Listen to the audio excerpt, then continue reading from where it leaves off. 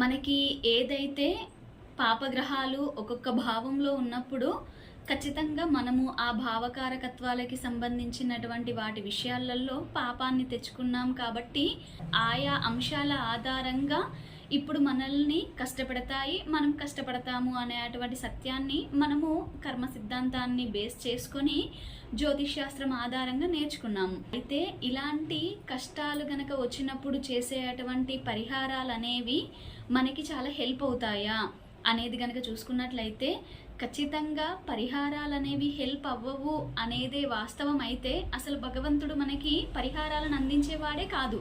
అయినప్పటికీ మనకి పరిహారాలు ఇదే జ్యోతిష్ శాస్త్రంలో చెప్పబడినాయి కాబట్టి ఖచ్చితంగా సరి అయిన పరిహారము అనేది మనకి ఆ రిలాక్సేషన్ని ఇస్తుంది. కానీ మనము ఆ సరి అయిన పరిహారాన్ని అందుకుంటున్నామా లేదా అనేది చాలా ముఖ్యం ఇక్కడ. ఓకే.